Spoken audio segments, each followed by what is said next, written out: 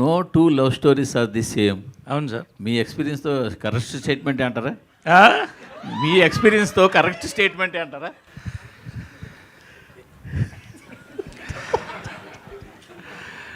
True. No two stories are the same. Okay. No two love stories are the same. But ఈ cinema రిలీజ్కి promotion ఎలా ఉంటే బాగుంటుందంటే, చాలామంది వాళ్ళ లవ్ స్టోరీస్ అందరిని, మీరు కూడా మీ లవ్ స్టోరీస్ అన్నీ కూడా మాకు ఒక వాట్సాప్ పంపిస్తే అప్పుడు సర్వే చేద్దాం. అందరికీ స్టోరీస్ ఉండవు కదా. ఇది అందరికీ స్టోరీస్ ఉండకపోవచ్చు కదా. స్టోరీస్ అందరికి ఉంటాయండి, చెప్పుకోరు. స్టోరీ ఉండొచ్చు, స్టోరీస్ ఉండకపోవచ్చు. నేను చెప్పుకుంటాను అంతే. ఎనీవే, సో నిజంగా అండి, no two love stories are the same. But ఇలాంటి లవ్ స్టోరీ మాత్రం నాకు తెలిసి, మరి ఇంగ్లీష్లో నాకు తెలియదు కానీ భారతదేశంలో వరకు ఇంతవరకు వెంకీ యొక్క వైల్డ్ ఒక ఆలోచనలో, ఇమాజినేషన్లో పుట్టినటువంటి ఒక బ్యూటిఫుల్ లవ్ స్టోరీ. ఇది మాత్రం totally different. Rohit garu, Venky garu, I'm basically క్వాకీ. That's why I'm able to do so many roles.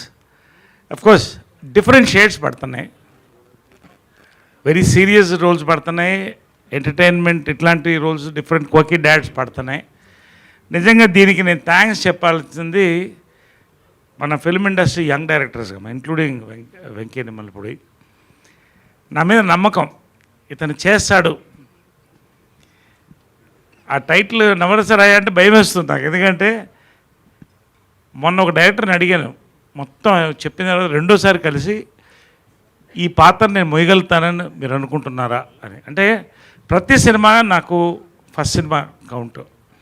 So ఈ సినిమా కూడా ఫస్ట్ సినిమా లాగానే చూశాను ఫస్ట్ రోజు. తర్వాత as time went we enjoyed. ఖచ్చితంగా ఎనీవే నాకు ఒక పర్టికులర్ జానర్ ఇష్టం లేదు, అన్ని జానర్స్ని యాక్సెప్ట్ చేస్తాను, నన్ను యాక్సెప్ట్ చేస్తున్నారు. నేను ఆడియన్స్ థ్యాంక్స్ చెప్తాను. All my thing, I'm happy to be the darling of young directors. but it's so nice to see you in father roles, sir. Like, thank you. Rohit గారు, sun role ఇచ్చినా చేస్తాను, రావాలి అంతే. అంటే ఇప్పుడు ఒకటేంటంటే, ఇప్పుడు తరం అసలు పెళ్ళి వద్దని, అంత ముందు తరాలు మళ్ళీ ఒక్కసారి ట్రై చేద్దామని. ఎందుకోసం ఇది? హ్యాపీగా ఉండడానికేగా బేసిక్గా. కాబట్టి ఈ మధ్యలో నేను అంతే.